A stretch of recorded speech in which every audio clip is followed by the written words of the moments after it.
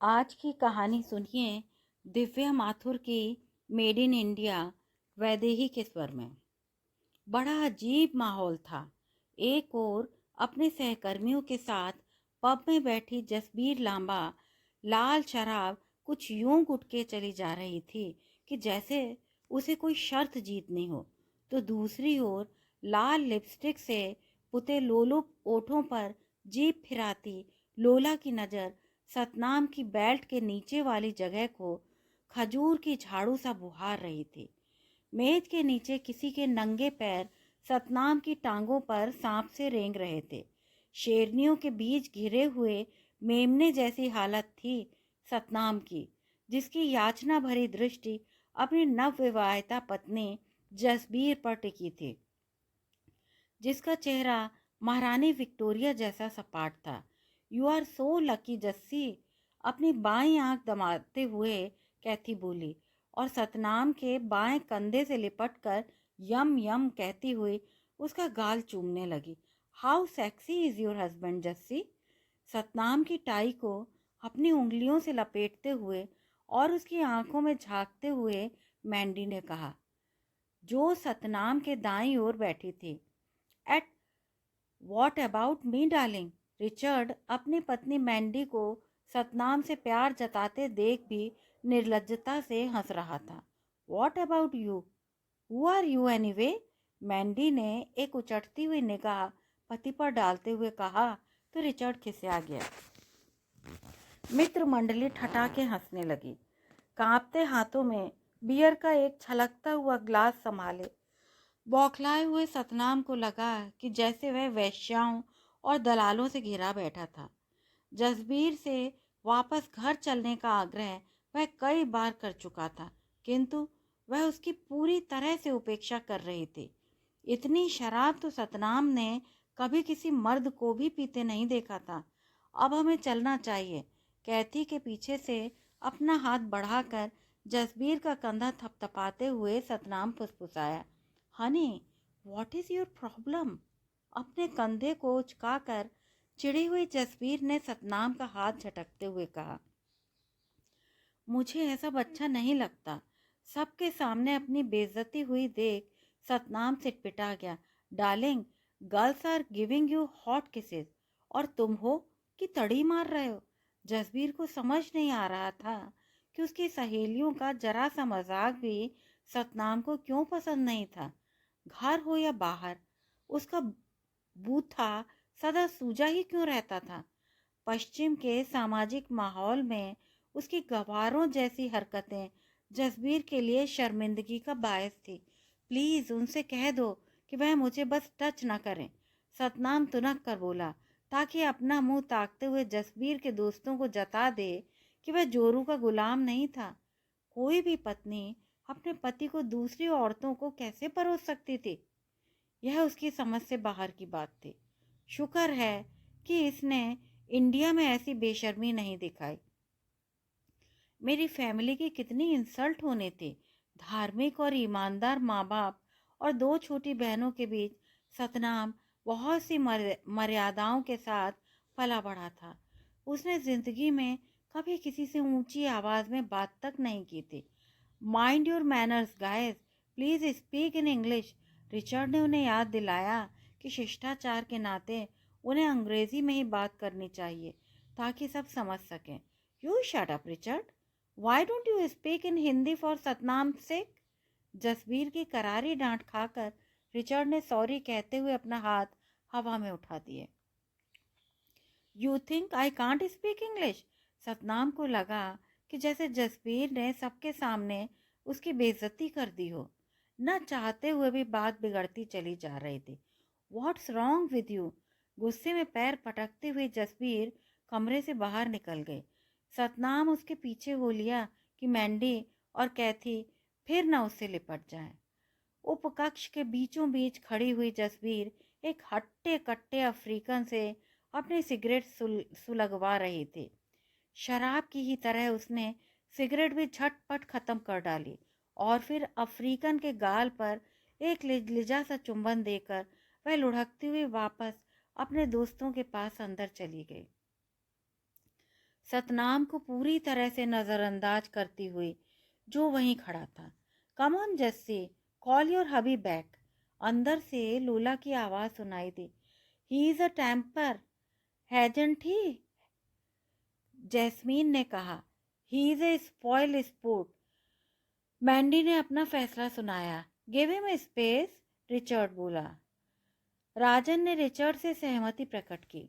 दोनों में सतनाम को लेकर बहस शुरू हो गई।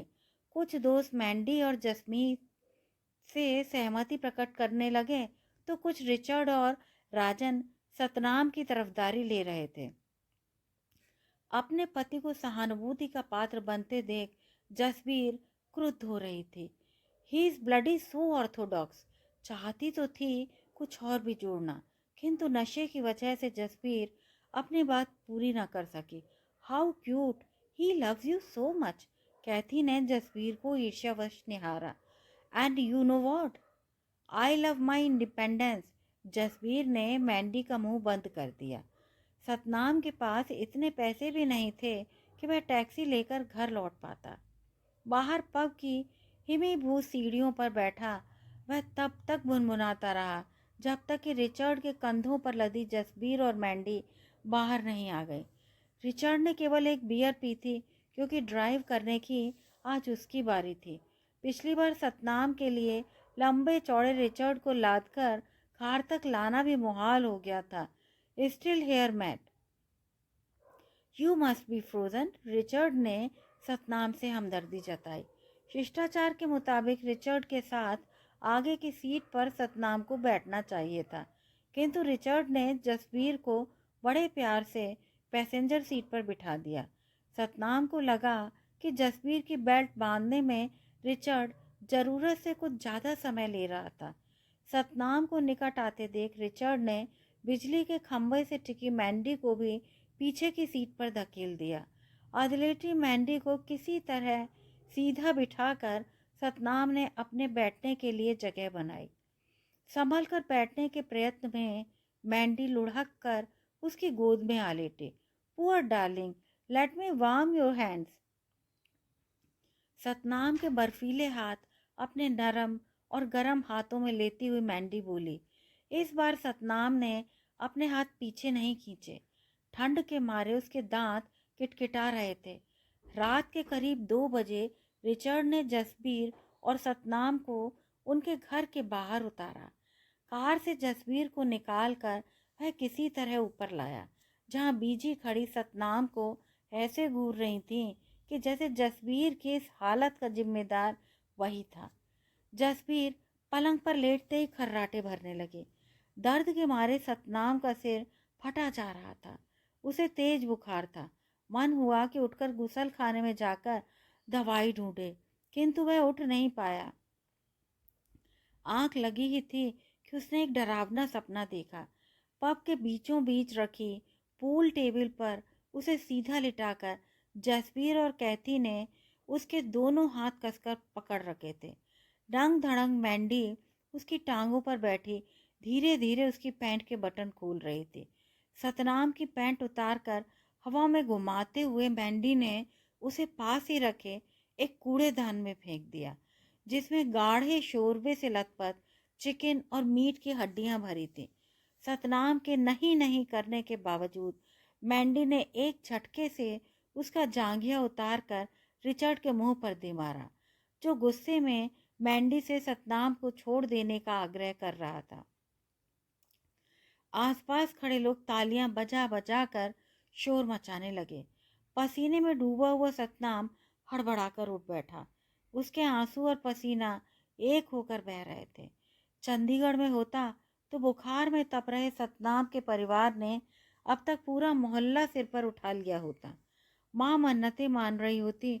बड़ी बहन बिंदर ठंडी पट्टियाँ उसके माथे पर रखती तो छोटी शिंदर उसकी गर्म हथेलियों को फूंक मार मार कर ठंडा करने की चेष्टा करती। डॉक्टर पुरी को पिता तब तक घर नहीं लौटने देते जब तक वह पूरी तरह से स्वस्थ न हो जाता। डॉक्टर पुरी के बाहर निकलते ही आ धमकते थे उसके यार दोस्त, जो कहा करते थे लंदन की मौज मस्ती में वह उन सबको भूल जाएगा। वह अब उन सबसे फोन पर बात करने को भी तरस गया था।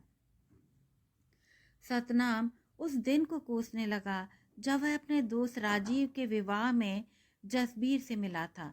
न वहां जाता और न ही उसे ये दिन देखना पड़ता। राजीव हरभजन का भांजा था, जिसके विवाह में सम्मिलित होने के लिए वह परिवार समेत चंडीगढ़ पधारे थे। बारात में भंगड़ा करते सलोने स्वरूप सतनाम को देखकर जसबीर पहले ही नजर में उसे अपना दिल दे बैठी थी।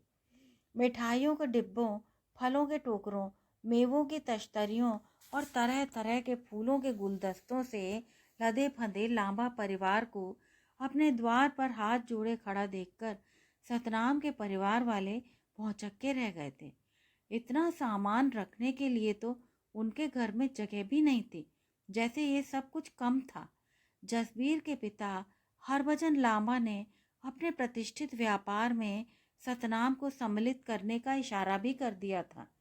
सतनाम के परिवार को उन्होंने सोचने की मोहलत तक नहीं दी थी।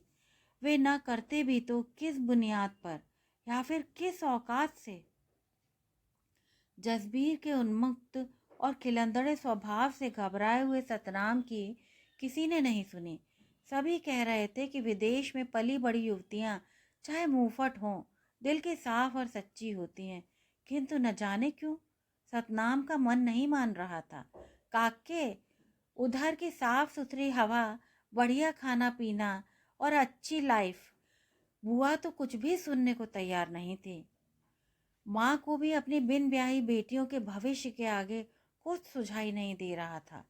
भगवान देता है तो छप्पर फाड़ कर देता है, सभी एक स्वर में कह रहे थे, किंतु फिर भी सतनाम चिंतित था। कहाँ उसका सीधा साधा परिवार और कहाँ ये अमीर और दिखावटी लोग जो अपनी बेटी की खुशी के लिए कोई भी कीमत देने के लिए तैयार थे।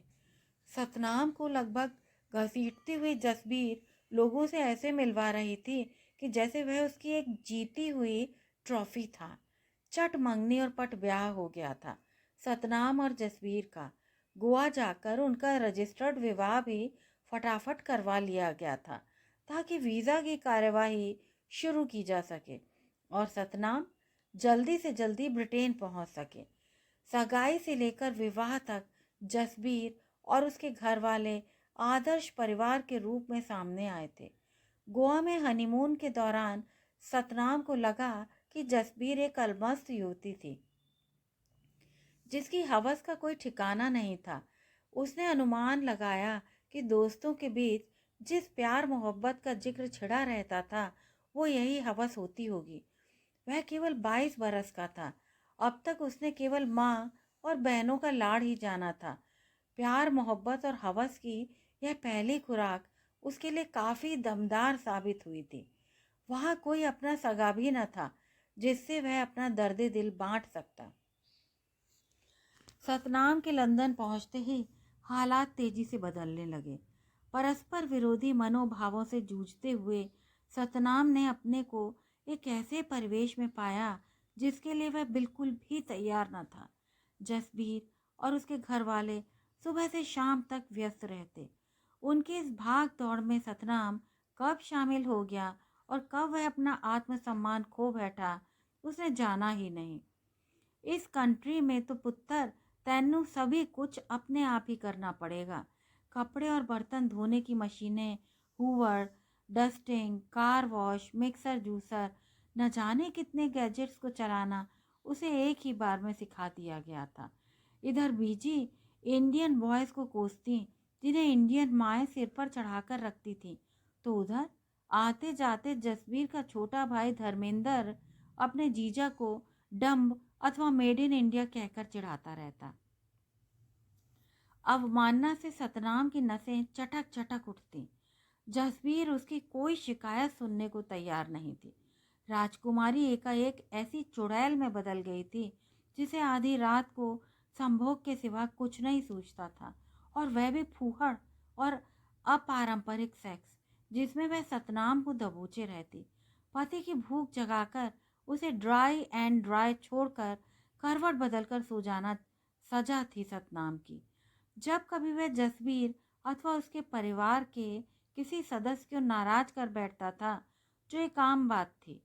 सतनाम अपने जलते और ऐंठते हुए बदन को शावर के नीचे खड़ा होकर ठंडा किया करता। यह उसने बहुत समय के बाद जाना कि मर्द को वश में रखने का यह सुझाव बीजी का ही था। ये इंडिया नहीं है साहबजादे। सुबह सुबह ससुर सतनाम को शयन कक्ष की लाइट जली छोड़ देने के लिए लताड़ते, जो असल में उनकी लाडली बेटी जली छोड़ जाती थी। रही सही कसर धर्मेंद्र पूरी कर देता था। कभी पानी खुला छोड़ देता तो कभी खाली माइक्रो को ऑन कर देता। झाड़ पड़ती थी तो बेचारे सतनाम पर। सुबह की ही तो बात थी, कुछ टूटने की आवाज़ सुनकर जसबीर और बीजी दौड़ी दौड़ी रसोई में आ पहुंची तो देखा कि फर्श पर क्रिस्टल का जग चूर चूर हुआ पड़ा है। ओ माय गॉड, इतना महंगा जग किसने तोड़ा? बीजी ने पूछा। मेड इन इंडिया ने, सतनाम की ओर इंगित करते हुए धर्मेंद्र बोला। क्या मतलब? What do you mean? Jasbir ने धर्मेंद्र को घूरते हुए पूछा। Made in India, cheap and unreliable. Dharmendra फुसफुसाकर हंस दिया। जसबीर ने गुस्से में आकर धर्मेंद्र के गाल पर एक तमाचर जड़ दिया। उस तमाचे ने धर्मेंद्र के मन पर एक ढक्कन लगा दिया, जिसमें पहले से ही खदक रही थी बहन के प्रति घृणा और बहनोई के प्रति वैमनस्य का गाढ़ा और कड़वा काढ़ा, जिसका तापमान ऊंचा बनाए रखने के लिए बाबूजी का जसबीर के प्रति अपरिमित लाड़ दुलार काफी था। धर्मेंद्र नु तुसी कोई तमीज नहीं सिखाई हैगी, सतनाम ने फिर उसके साथ बदतमीजी की। जसबीर ने बीजी और धर्मेंद्र को घूरते हुए कहा। पिछली रात को ही सतनाम ने जसबीर को बताया था कि धर्मेंद्र किस किस तरह उसे परेशान करता रहता था और यह थप्पड़ शायद उसी का नतीजा था। बीजी और धर्मेंद्र सतनाम को ऐसे घूर रहे थे जैसे सारे विवादों की जड़ केवल वही था। सतनाम को अपना भविष्य अब और भी अंधकार में लग रहा था। कक्का ते सिर्फ जोक कर रहा था। बीजी ने धर्मेंद्र की तरफ से सफाई देने का प्रयास किया। तू तो गोरिया नु वड्डा रिलायबल समझता है, यानी तू गोरों को बहुत ही रिलायबल मानता है। बीजी से मानो उनकी बुद्धि पर तरस खाते हुए पूछा। हाल ही में एक गोरा कारीगर उनसे 500 पाउंड एडवांस लेकर गायब हो गया था और उनका पोर्च अब तक आधा खुदा पड़ा था। गुस्से में तमतमा हुए धर्मेंद्र ने घर से बाहर निकलते वक्त दरवाजा इतनी जोर से बंद किया कि पूरा घर हिल गया। काम का ना काज का, तूने हरभजन ने अपना गुस्सा बीजी पर निकाला। उनके लिए तो बेटा सचमुच नाकारा था, जिसने मुश्किल से 10वीं पास की थी। खेल कूद में सदा अव्वल आने वाली उनकी प्यारी बेटी जसबीर पढ़ाई लिखाई में भी सदा अव्वल आती थी। बीजी और धर्मेंद्र अब दबी जुबान से सतनाम को मेड इन इंडिया कह कहकर चिढ़ाने लगे। धीरे धीरे छैया छैया के कर्मचारी भी उसे मेड इन इंडिया कहकर पुकारने लगे, किंतु प्यार और सम्मान से। सतनाम ने तय कर लिया कि वह प्यार, मेहनत और ईमानदारी से एक दिन सबका दिल जीत कर रहेगा। एक ही साल में जसबीर का रंग रूप और हाव भाव सब बदल गए। सतनाम के छरहरे बदन के सामने वह और भी मोटी लगने लगी थी। उनकी उम्र का फासला और भी बड़ा दिखाई देने लगा था। जसबीर को न घर के किसी काम में दिलचस्पी थी और न ही छैया छैया के संचालन में, जहां सारे कर्मचारी उसे मेड इन इंडिया की अम्मा के नाम से पुकारने लगे थे। छैया छैया खूब जोर शोर से चल रहा था। घर का काम निपटा कर बीजी भी दोपहर का खाना लेकर वहां पहुंच जाती और फिर 5 बजे तक स्टोर में उनका हाथ बटाकर रात के भोजन की व्यवस्था के लिए घर लौट आती। इस स्टोर नु असा वड्डी मेहनत मशक्कत के बाद खड़ा किया है। हरभजन शायद सतनाम को वे सब कष्ट देने पर तुले थे जो उन्होंने शायद इस देश में आकर बसने के लिए सहे होंगे। काम कर लो पुत्र, लामा साहब ने भी पहले हैवी हैवी बक्से उठाए थे, आज तब हमें ये दिन नसीब हुआ है। बीजी की निगरानी में सतनाम भारी भारी पेटियां ढोकर अंदर लाता, खोलता और उनमें भरा सामान दुकान में सजाता, किंतु बीजी की नाक हमेशा चढ़ी ही रहती। पुत्र, तू तो बड़ा क्लमजी है। जरा कोई चीज सतनाम के हाथ से फिसली नहीं कि बीजी ताने मार मार कर उसकी नाक में दम कर देती। जैसे ही सामान से लदा ट्रक दुकान के आगे लगता, बीजी धर्मेंद्र को किसी काम से बाहर भेज देती ताकि उसे भारी सामान न उठाना पड़े। रविवार को छैया छैया 5 बजे बंद हो जाता था। पत्नी के साथ कुछ समय बिताने के लिए सतनाम जल्दी जल्दी घर पहुंचता तो जसबीर घर से निकल चुकी होती। कुछ एक बार तो वह जसबीर के साथ गया भी तो उसे लगा कि जसबीर के दोस्त बड़ी परिष्कृतता से उसका मजाक उड़ाते थे। जसबीर का पुरुषों को गले लगाकर उन्हें चुंबन देना सतनाम को बिल्कुल पसंद न था और न ही वह उसकी सहेलियों को गले लगाकर चूमने में प्रसन्न था। जब कभी जसबीर दफ्तर से सीधे घर आ भी जाती तो वह ढेर सी मोमबत्तियां जलाए घंटों टब में पड़ी रहती। वही जसबीर जो गोवा में सतनाम के साथ शार लेने के लिए उद्यत रहती थी, अब उसे नॉट नाउ कहकर टालने लगी थी। दफ्तर जाने से पहले सी यू हनी कहते हुए वह एक चुंबन हवा में छोड़ती निकल जाती थी, शायद अपने परिवार को दिखाने के लिए कि सब ठीक ठाक है। और कितनी रोटी लेगा पुत्र? नाश्ते अथवा खाने के वक्त बीजी पूछती तो सतनाम के तन बदन में आग लग जाती।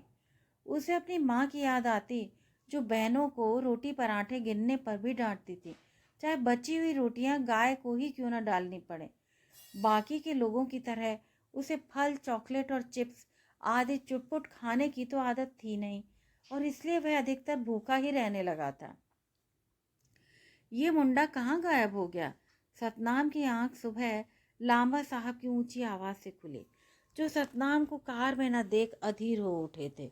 उन्होंने पीछे बैठे हुए धर्मेंद्र से कहा कि वह अंदर जाकर देखे कि मामला क्या है। गुस्से में धर्मेंद्र पांव पटकते हुए घर में घुसा और अंग्रेजी में माँ बहन की गालियां देते हुए नीचे से ही हाँक लगाकर वापस बाहर आकर कार में बैठ गया।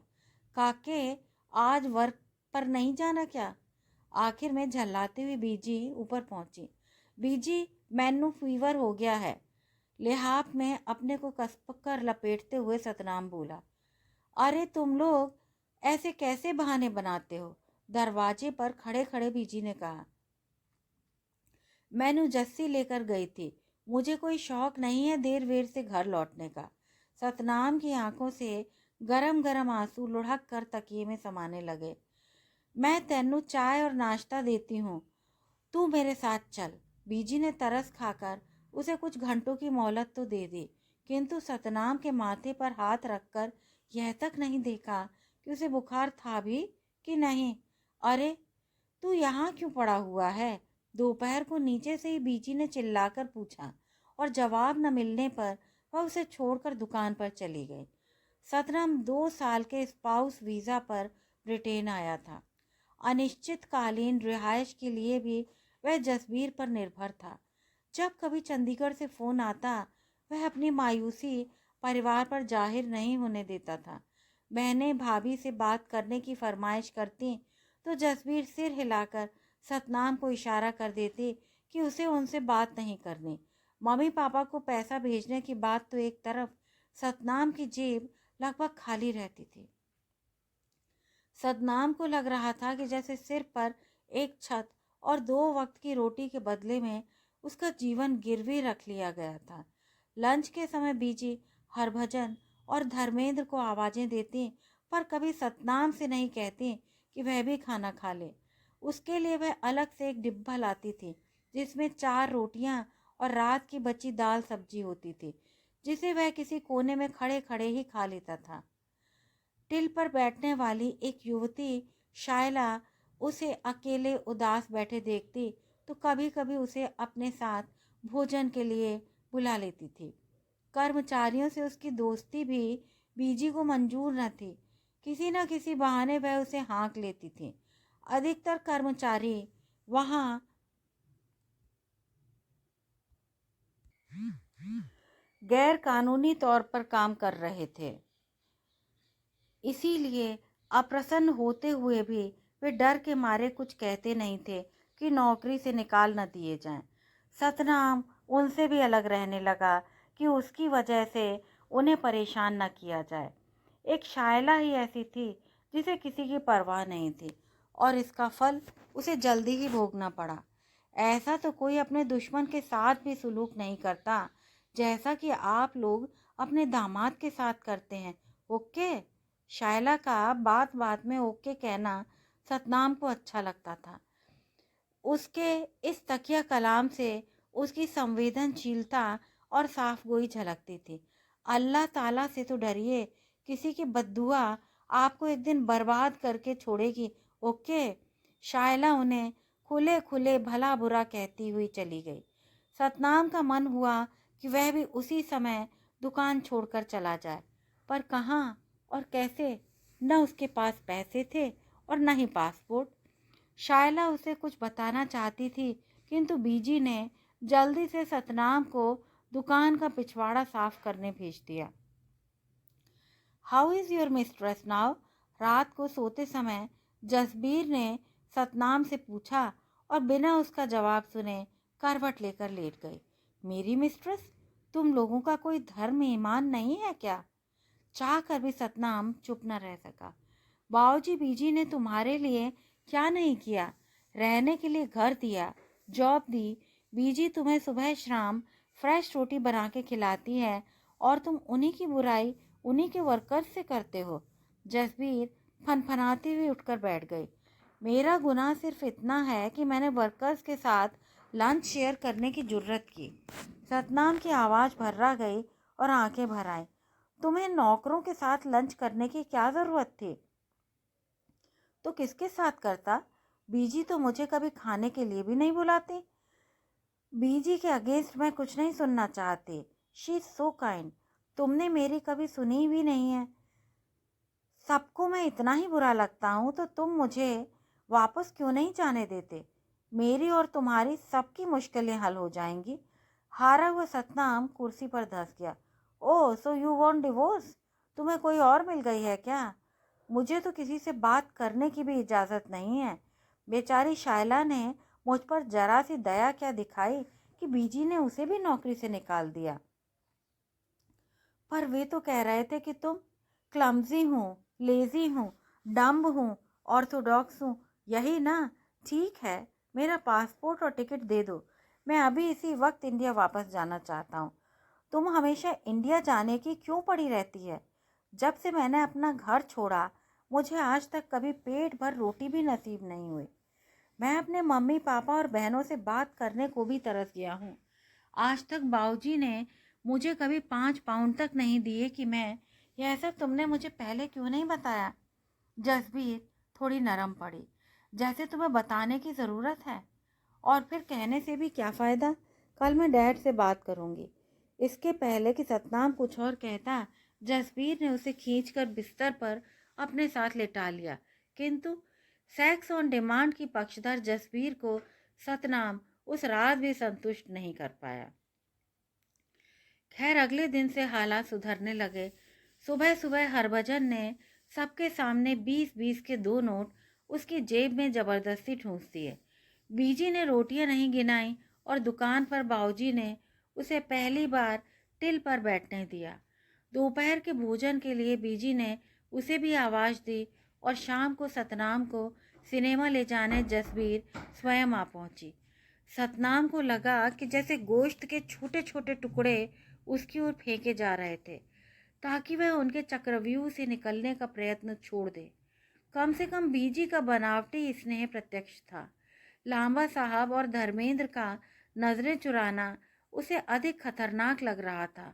वह जोर शोर से अपने पासपोर्ट और टिकट के बारे में पूछताछ करने लगा। स्पाउस वीज़ा की मियाद भी अब पूरी होने को आई थी। बीजी, इन्ना द पासपोर्ट तुसी कित्थे रखा है? जसबीर ने बीजी से पूछा। पुत्र जी, मुझे क्या पता। मैं ਤੁਹਾਨੂੰ ई ते दिता सी। इन्ना द स्पाउस वीज़ा चेंज कराना है। मैंने आपको इसलिए दिया था। मुझे इसका स्पाउस वीज़ा चेंज कराना है और असी इंडिया भी जाना है। बीजी please find our passports. Home office से रिमाइंडर मिलने पर ही बीजी ने अपने लॉकर से पासपोर्ट्स निकालकर जसबीर को दिए ताकि वे दोनों होम ऑफिस जाकर सतनाम के स्पाउस वीज़ा को वैध करा सकें। 4 दिन की चांदनी के बाद अंधेरी रातें बार बार लौटने लगी। जब जब सतनाम भारत लौटने की बात करता, सबका व्यवहार कुछ दिनों के लिए सुधर जाता, जानते हुए भी कि वे लोग उसके साथ खिलवाड़ कर रहे थे। वह कुछ नहीं कर पाता। इस बीच लोहड़ी का त्योहार मनाने के लिए सतनाम लांबा परिवार के साथ हेस्टन स्थित भंगड़ा क्लब में गया तो देखा कि युवक युवतियों को लोक नृत्य के नाम पर भूंडे करतब करवाए जा रहे थे। सतनाम के पारंपरिक और मन भावन नृत्य को देखकर लोग प्रभावित हुए बिना न रह सके। भंगड़ा क्लब के संचालक कुलबीर साहनी ने स्वयं उससे अनुरोध किया कि वह उसके छात्रों के लिए कुछ समय निकाले। सतनाम खुशी खुशी मान गया। अगले ही इतवार को कुलबीर लांबाज के द्वार पर हाजिर था। लांबा परिवार से सतनाम की यह छोटी सी खुशी भी बर्दाश्त नहीं हो रही थी, किंतु कुलबीर और उसके पिता को, जो पुराने गुरुद्वारे के प्रधान थे, नाराज करना लांबाज के लिए असंभव था। इसी बीच एक दिन छैया छैया के एक अन्य कर्मचारी बिन्नी के माध्यम से शायला ने सतनाम को आगाह किया कि उसे जल्दी से जल्दी भारत लौट जाना चाहिए। पहले तो सतनाम ने सोचा कि लांबा द्वारा नौकरी से निकाल दिए जाने की वजह से शायला उसे भड़का रही थी, किंतु जब शायला ने बिन्नी के हाथ जसबीर के पहले विवाह के मैरिज सर्टिफिकेट की कॉपी भिजवाई तो उसके कान खड़े हो गए। जसबीर के पहले पति का नाम रवि किरण था, जिसने लांबा परिवार से पंगा लेने की जुर्रत की थी। शायला ने कहलवाया था कि कहीं लांबा परिवार रवि की ही तरह उसे भी ठिकाने लगाने की न सोच रहे हों। सतनाम ने अपने और जसबीर के सहकर्मियों से रवि का जिक्र कई बार सुना था, किंतु उसने यही अनुमान लगाया था कि रवि जसबीर का बॉयफ्रेंड रहा होगा। यदि वह तलाकशुदा थी भी तो अब वह कर क्या सकता था। रविवार को बातों बातों में कुलबीर ने सतनाम से उसके परिवार के विषय में पूछा तो सतनाम के मुंह से निकल गया कि उसने अपनी माँ से कोई 1.5 महीने से बात नहीं की थी। अपना मोबाइल उसे देते हुए कुलबीर ने उसे चंडीगढ़ बात करने की जिद की। आप जी स्विट्ज़रलैंड से इतनी जल्दी कैसे वापस आ गए? शिंदर ने शिकायत की। स्विट्ज़रलैंड? यह तू क्या कह रही है शिंदर? सतनाम ने पूछा। किशन भाई जी अमेरिका जाते समय 2 दिन लंदन रुके थे, आपसे मिलना चाहते थे। उन्होंने इतवार को फ़ोन किया तो धर्मेंद्र ने बताया कि आप और भाभी जी स्विट्ज़रलैंड घूमने गए हो। इतना झूठ और मक्कारी! सतनाम को लगा कि यह सब उसके बर्दाश्त के बाहर था। उसे उदास और परेशान देखकर कुलबीर उसे ज़बरदस्ती अपने घर ले गया, जहाँ जसबीर के पहले विवाह के कुछ और राज खुले। रात देर तक बैठा कुलबीर उसका दुख दर्द बांटता रहा।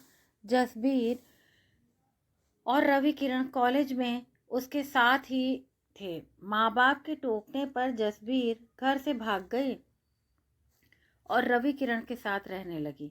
बदनामी से बचने के लिए हरभजन ने दोनों का विधिवत विवाह करवा दिया, किंतु उन दोनों की 6 महीने भी नहीं पटी। देर रात गए सतनाम कुलबीर से अपने दुखड़ा रोता रहा। यह पहला मौका था कि वह किसी से खुलकर अपने मन की बात कह सका था। कुलबीर के रूप में उसे एक अच्छा दोस्त मिला था।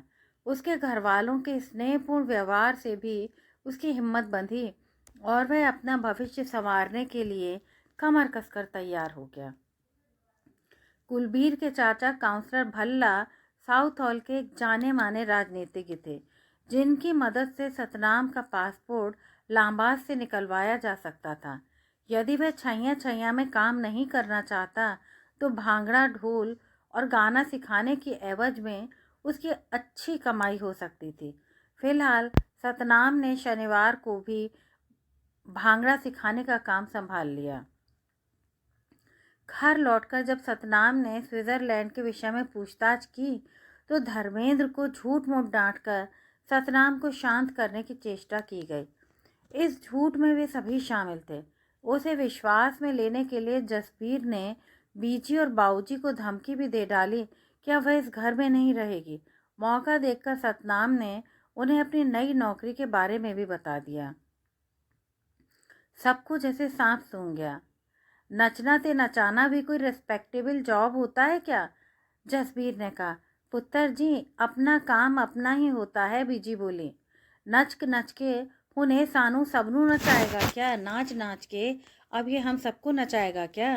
रात के खाने पर बाऊजी ने कहा तो सब हंसने लगे, पर वह मजाक नहीं कर रहे थे।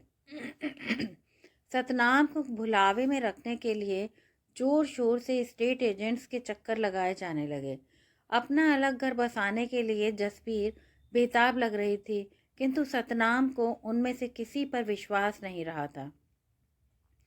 झूठ बोलना, बुलवाना और मुकर जाना, या फिर धर्मेंद्र और बाऊजी इल्जाम थोप कर अपने को निर्दोष साबित करने के लिए बीजी और जसबीर द्वारा प्रस्तुत नाटिकाएं देख देख कर सतनाम आजिज आ चुका था। बाऊजी और बीजी को अब यह फिक्र खाए जा रही थी कि बेटी का दूसरा विवाह भी टूटा तो वे समाज में किसी को मुंह दिखाने लायक नहीं रहेंगे। अगले ही दिन बीजी से यह कहकर कि उसे नए जूते खरीदने हैं, सतनाम छैया छैया से निकला तो बीजी ने धर्मेंद्र को उसके पीछे लगा दिया। वे सभी बड़ी मुस्तैदी से जासूसी में लगे थे। उसे सचमुच जूतों की दुकान में घुसते देखा तो धर्मेंद्र संतुष्ट होकर लौट गया। बिन्नी के माध्यम से शायला ने सतनाम को जूतों की दुकान में बुलवाया था, जहां वह मैनेजर थी। दुकान के नीचे गोदाम था, जहां ले जाकर उसने सतनाम को बताया कि करीब 4 साल पहले दुकान पर रवि किरण और लांबाज की जमकर लड़ाई हुई। जसबीर को तलाक देने के बदले रवि किरण उनसे 50,000 पाउंड की मांग कर रहा था। उस दिन के बाद वह फिर कभी दिखाई नहीं दिया। जब रवि के माँ बाप के फ़ोन पर फ़ोन आने लगे तो हरभजन ने उन्हें यह कहकर चुप करा दिया कि ड्रग्स के सिलसिले में उनका बेटा किसी जेल में सड़ रहा था। शायला का मंगेतर शौकत ग्रीन स्ट्रीट थाने का इंचार्ज था। एक कैदी के माध्यम से उसे यह जानकारी मिली थी कि रवि किरण को रास्ते से हटाने के लिए हरभजन ने एक अफ्रीकन बाउंसर को 5,000 पाउंड दिए थे। भाईजान, अब जल्द से जल्द इंडियन एम्बेसी में अपने नए पासपोर्ट के लिए एप्लीकेशन दे दीजिए। ओके? पहले आपको पुलिस में रिपोर्ट दर्ज करानी होगी कि आपका पासपोर्ट चोरी हो गया है या खो गया है, शौकत ने बताया। यह सब कैसे होगा? यह सुनकर वह सतनाम सचमुच घबरा गया। अपने माँ बाप का वह इकलौता बेटा था, जिनकी उम्मीदें लगभग टूटने को थीं। भाईजान, घबराइए नहीं, शौकत आपकी मदद करेंगे। ओके? ये लोग तो मुझे हेस्टन जाने से भी रोक रहे हैं। मैं एम्बेसी के चक्कर कैसे लगाऊंगा? आपके पासपोर्ट की कॉपी मिल जाए तो नया पासपोर्ट बनवाने में आसानी हो जाएगी, शौकत ने कहा। सचमुच? जस्सी तो कह रही थी कि इंडियन एम्बेसी से कोई भी उम्मीद रखना बेकार है। अरे भाईजान, जानते हैं रोज कितने लोगों के पासपोर्ट चोरी होते हैं, मिसप्लेस हो जाते हैं या डैमेज हो जाते हैं। इसका मतलब कतई यह नहीं कि वे लोग यूके में बंद होकर रह जाएंगे। ओके? शायला ने उसे उम्मीद बधाई। Thank you. भरे गले से सतनाम केवल इतना कह पाया। ये थैंक यू वैंक यू अपने ही पास रखिए भाईजान। ओके? आपको हमने अपना भाई मान लिया तो मान लिया, और भूलिएगा नहीं, कल राखी है। ओके? सतनाम की आंखें भर आई। डिब्बे में गलत साइज के जूते हैं, कल इन्हें वापस करने के बहाने आइएगा। ओके? सतनाम के हाथों में एक डिब्बा थमाते हुए शायला शैतानी से बोली, किंतु सतनाम का मूड फिर भी हल्का नहीं हुआ। की होया, बहुत देर लगा दी। मैनू शूज ते विखा। छैया छैया लौटते ही बीजी सतनाम के हाथ से डिब्बा लगभग छीनते हुए बोली, हैं तो सोने अच्छे हैं, पर ये तो बता पहले कि कितने के हैं। सतनाम ने उन्हें कोई जवाब नहीं दिया तो वह जूते लिए अपने पति की ओर चल दी। मैं क्या, इन्ने सोने जूते तो कभी तुमने भी नहीं पहने होंगे। अरे भाई, बीजी ने जूतों का बारीकी से मुआयना करते हुए ताने मारने शुरू कर दिए। हुन ते मुंडा टीचर शीचर बन गया है, अब हमें भी तो जूते वूते दिला ही सकता है। हरभजन कब पीछे रहने वाले थे। अगले ही दिन जब सतनाम ने फिर से जूते की दुकान पर जाने को कहा तो बीजी बोल उठी, तुम अपने जूतों का साइज तुमको मालूम नहीं। यकायक सतनाम को लगा कि बीजी को शक हो गया था। वह जल्दी से बाहर निकल गया। भाईजान, ये पहली राखी आपकी बहनों की तरफ से और यह वाली हमारी तरफ से, ओके। सतनाम की कलाई पर 2 राखियां बांधकर शायला ने उसके मुंह में एक पूरा का पूरा लड्डू ठूंस दिया। सतनाम को बहुत पछतावा हुआ कि वह खाली हाथ क्यों चला आया था, पर उसे तो बिल्कुल याद नहीं थी राखी वाली बात। उसकी जेब में जितनी भी चिल्लड़ थी निकाल कर उसने शायला की मुट्ठी में भर दी, जिसे शायला ने माथे से लगाकर अपने पर्स में रख लिया। वह उसे रुस्वा नहीं करना चाहती थी। फिर शायला ने चंडीगढ़ फ़ोन मिलाकर सतनाम को दे दिया। क्या हुआ सत्तीपुत्र, तू ठीक तो है? ये शायला कौन है? तेरा पासपोर्ट कहाँ गुम हो गया? माँ ने उसे प्रश्नों से नहला दिया। भैया, आज राखी है, हम आप जी को ही सुबह से याद कर रहे हैं, बहनों ने कहा। तो सतनाम ने उन्हें तसल्ली दी कि शायला ने उनकी तरफ से भी उसे राखी बांधी है। कानों पर फ़ोन लगाए सभी रो रहे थे। किसी तरह शायला ने समझा बुझाकर उन्हें शांत किया और उनसे सतनाम के पासपोर्ट की जानकारी हासिल कर ली। फॉर्म भरवाकर शौकत उसे फटाफट फ़ोटो खिंचवाने के लिए वुलवर्थ स्टोर में ले गया। भाईजान, अब यहाँ ना आइएगा, उन्हें शक हो जाएगा। पासपोर्ट आ जाएगा तो हम आपको फ़ोन पर खबर कर देंगे, ओके। आप मेरा ये पुराना मोबाइल अपने पास रख लीजिए। शौकत ने उसकी जेब में अपना मोबाइल फ़ोन डालते हुए कहा, इसमें बहुत से नंबर भरे हैं, कह दीजिएगा कि आपने एक पुराना फ़ोन ख़रीदा है। और हाँ भाईजान, हमारा नंबर इसमें नूतन के नाम से है, ओके। इन्हें वे लोग नहीं जानते। आप जब चाहें इनसे राब्ता कायम कर सकते हैं। घबराने की कोई बात नहीं है, ओके। सतनाम को लगा कि भगवान ने उसे 3 मुसीबतों से उबारने के लिए 3 फरिश्तों को भेजा था। वह हल्के मन और पांव लिए छैया छैया लौटा। कुलबीर, शायला और शौकत जैसे दोस्तों के होते हुए उसे किसका डर था। अब वह लांबाज से आसानी से निपट लेगा। हमेशा की तरह रविवार की सुबह कुलबीर बाहर कार में सतनाम का इंतजार कर रहा था। कंधे पर अपना रक्सैक लटकाए वह बाहर निकला ही था कि पुलिस की एक कार आकर उसके पास आकर रुकी। 2 स्मार्टली ड्रेस्ड वर्दीधारी उसके पास आकर खड़े हो गए। Are you mister Satnam? एक ने पूछा। Yes sir. सतनाम बुरी तरह घबराया हुआ था। This is your bag? Yes sir. Satnam का गला सूख गया। वह बुरी तरह से भयभीत था। पुलिस की पूछताछ सतनाम को बहुत अपमानजनक लग रही थी। उसे समझ नहीं आ रहा था कि वह उसकी तलाशी क्यों ले रहे थे। एक पुलिस वाला सतनाम पर नज़र रखे था, दूसरा उसके बैग की तलाशी ले रहा था। लांबाज के सिवा आसपास के सभी घरों से लोग बाहर निकल आए थे अथवा खिड़कियों से झांक रहे थे। What is the matter officer? Kulbir ने पूछा। सतनाम की जीभ तो तालू से चिपकी थी। Mrs Lamba has informed the police that mister Satnam, her husband, is running away with her money and jewellery. यानी मिसेस लांबा ने बताया है कि पुलिस को बताया है कि उनके हस्बैंड ज्वेलरी और पैसे के साथ यहाँ से भाग रहे हैं। He is not running anywhere officer. Every Sunday we go to Houston to teach dance to the local kids. Kulbir सफाई देने की कोशिश कर ही रहा था कि बैग में से 50-50 पाउंड की एक मोटी गड्डी और जेवरों से भरा एक डिब्बा निकाल कर पुलिसकर्मी ने उन दोनों के सामने कर दिया और सकपकाए हुए सतनाम से जिरह करने लगा। There must be a misunderstanding officer. उन्होंने कुलबीर की एक नहीं सुनी। सतनाम को गिरफ्तार कर लिया गया। कुलबीर ने भागकर लांबाज के दरवाजे की घंटी बजाई। जोर जोर से दरवाज़ा खटखटाया किंतु कोई बाहर नहीं आया। डोंट वरी सतनाम, मैं पुलिस स्टेशन पहुंचता हूं, हम तुम्हें बेल देकर छुड़ा लेंगे। पुलिस कार के साथ चलते हुए कुलबीर ने भरे गले से कहा, प्लीज़ नूतन और शौकत को फ़ोन पर बता देना, मेरे फ़ोन में उनके नंबर्स हैं। संयोगवश सतनाम ने अपना मोबाइल कल रात कुलबीर को दे दिया था। उसकी बैटरी डेड हो गई थी।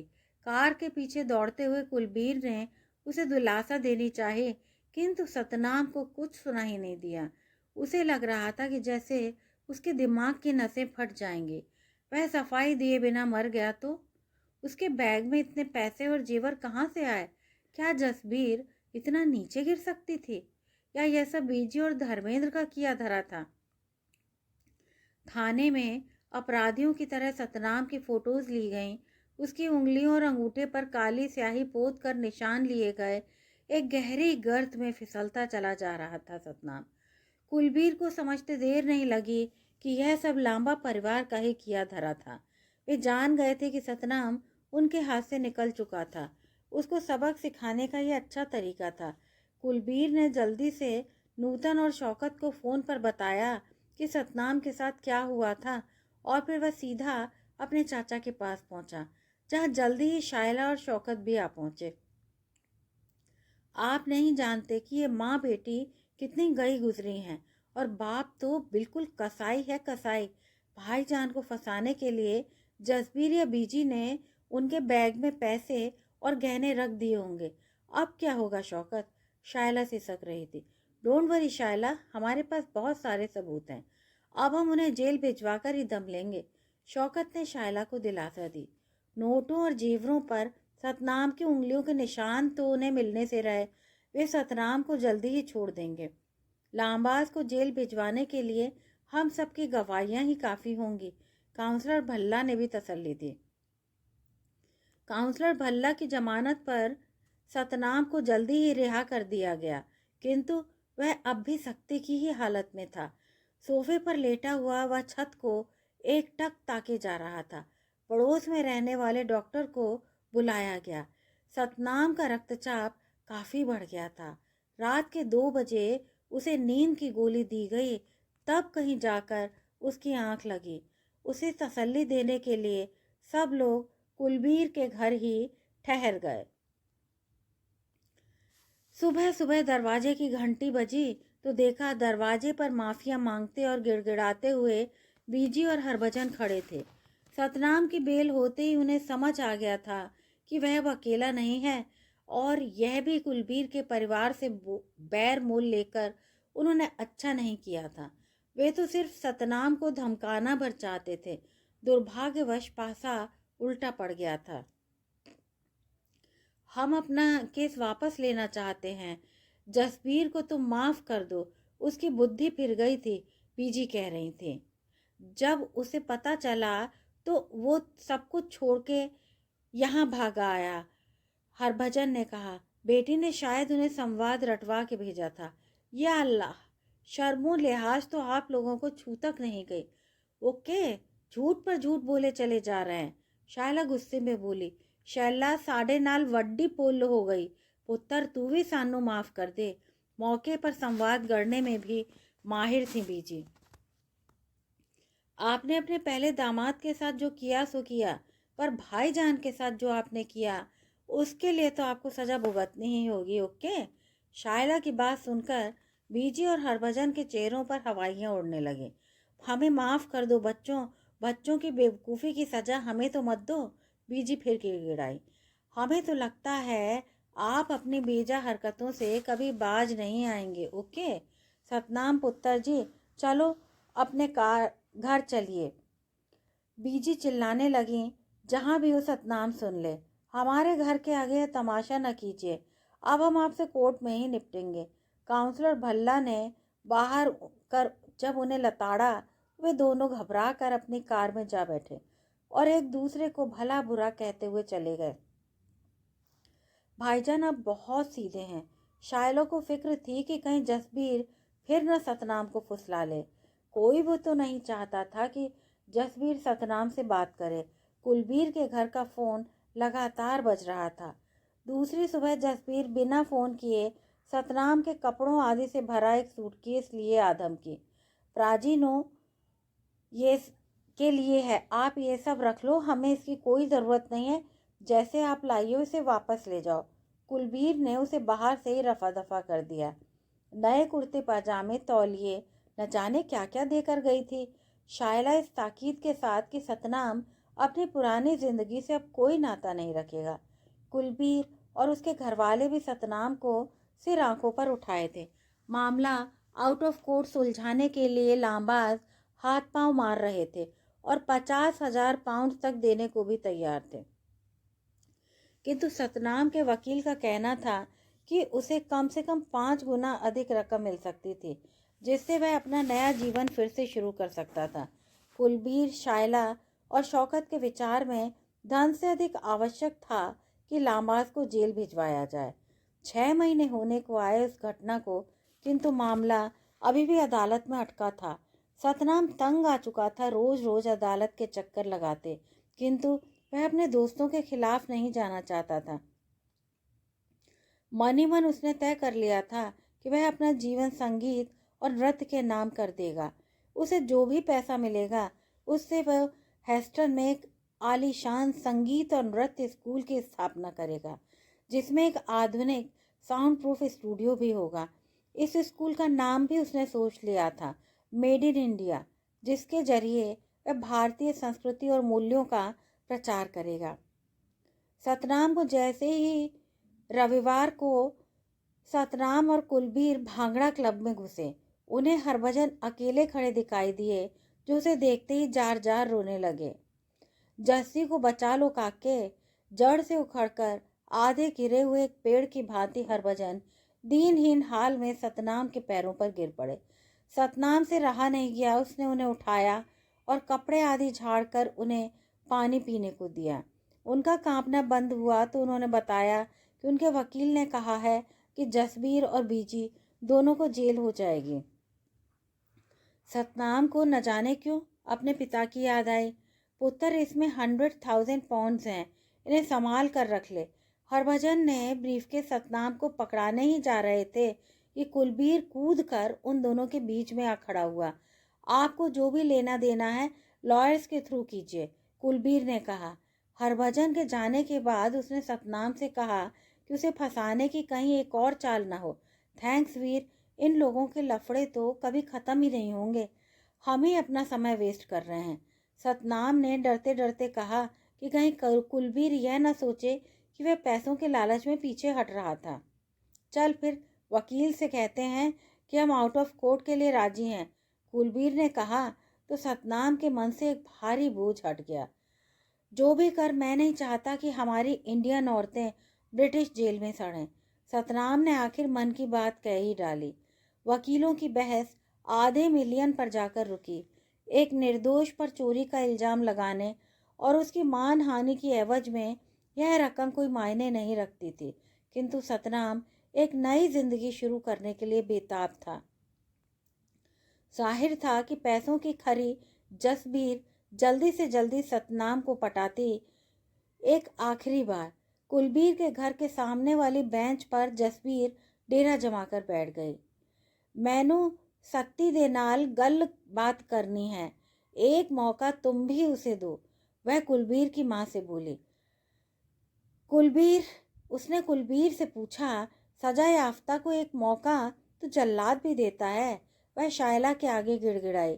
सतनाम नहीं जानता था कि जसबीर को इतनी सारी भाषाओं का ज्ञान था। उसे जसबीर से टक्कर लेनी ही होगी, अपनी सुरक्षा के लिए, अपने भविष्य के लिए और सबसे अधिक अपने आत्मसम्मान के लिए। सतनाम अब तैयार था।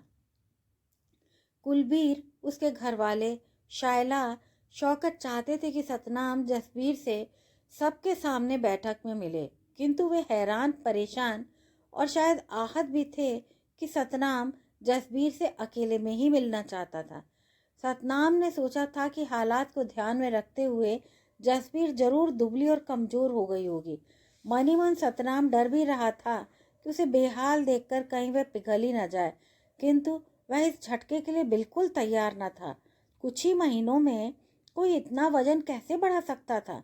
गायिका नूरजहां की तरह मोटी ताजी जसबीर पूरे मेकअप में थी।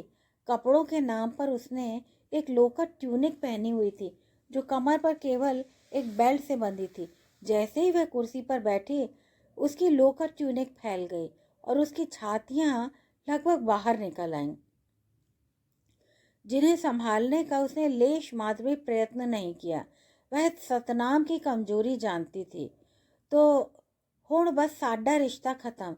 जसबीर की मस्कारे से भरी पलकें तेजी से झपकी और गुलाबी लिपस्टिक से पुते होठ हिले। कोई जवाब न मिलने पर वह सतनाम के पास धीरे से आकर बैठी। हमने दुख सुख में साथ रहने के लिए फेरे लिए थे न सत्ती, उनका क्या? अपनी आंखें सतनाम की आंखों में डालते हुए जसबीर ने पूछा। आई नो माई फैमिली ने तुम्हारे साथ जाती की है, बट वो भी तो इंसान ही है ना। गलती हो गई उनसे, कितनी बार माफ़ी मंगवाओगे? जसवीर के हाथ अब सतनाम की पीठ पर फिसल रहे थे। सत्ती हनी, मैरिज नू एक चांस और दे देने के लिए मैं तो तैयार हूँ। मैं अपना बेस्ट दूंगी। उसके मोटे और गुदगुदे हाथ अब सतनाम के गालों और बालों को सहला रहे थे। Give me one more chance my darling. Jasbir की सांसें उखड़ने लगीं और वह बेतहाशा सतनाम के ओठ चूमने लगी। बेल्ट के खुलते ही उसकी ट्यूनिक उसके थुलथुल बदन से फिसल गई। गाय की थनों से लटकती हुई उसकी छातियां दूहे जाने के लिए बेताब थीं। सतनाम को लगा कि जैसे उसके तन बदन पर तिलचट्टे रेंग रहे थे। वितृष्णा से भरकर वह एक झटके से उठ खड़ा हुआ। जसबीर जमीन पर जा गिरी। बिना पीछे देखे सतनाम उठकर नीचे आ गया। बहुत सी चिंतित आंखें उसके चेहरे पर आ टिकीं, जिस पर एक विजयी मुस्कान थी। सतनाम मुकदमा बाइज्जत जीत गया था। कहानी सुनने के लिए आप सभी श्रोताओं का बहुत बहुत धन्यवाद। यदि आपको यह कहानी अच्छी लगी हो तो कृपया चैनल को सब्सक्राइब कीजिए। एक बार पुनः धन्यवाद।